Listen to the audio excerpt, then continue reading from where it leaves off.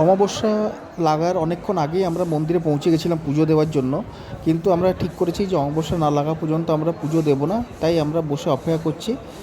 আর আমরা যে জায়গাটা বসে অপেক্ষা করছি আপনাদেরকে আবার দেখিয়ে দিই। এখানে বিকি দাঁড়িয়ে আছে, আর এখানে আমি বসে আছি, আমার পাশে মিঠুদা বসে আছে, আর ক্যামেরা করছে সাহেব। আর এই যে যেখানটা বসে আছি এটা হচ্ছে ভিআইপি লাইনে, মানে দর্শন করার লাইন। আর অমাবস্যা লাগবে 11:55, আর পণ্ডিতও আমাদের ফিক্স করা হয়ে গেছে, তাই জন্য। আর জেনারেল লাইনটা আপনাদেরকে একবার দেখিয়ে দিই, কারণ জেনারেল লাইনে প্রচণ্ড ভিড় ছিল। যদি আমরা জেনারেল লাইনে যেতাম তাহলে মনে হয় আমাদের 12-14 ঘন্টা লাগতো পুজো হতে আর মায়ের দর্শন হতে। ঘোরার পর এখানে দেখে আমরা যেটা বুঝতে পারলাম যে আপনি 1000, 2000, 5000 দিতে পারলে আপনি পুজো করতে পারবেন ভালোভাবে, নয়তো না। এই দেখুন, এটা হচ্ছে জেনারেল লাইনটা। তো কেমন লাগলো ভিডিওটা জানাবেন কমেন্টে দিয়ে, আর আমার চ্যানেলটাকে সাবস্ক্রাইব করবেন। এরকম অনেক অনেক ভালো ভালো ভিডিও আসতে চলেছে আপনাদের কাছে। থ্যাংক ইউ, ভালো থাকবেন সবাই।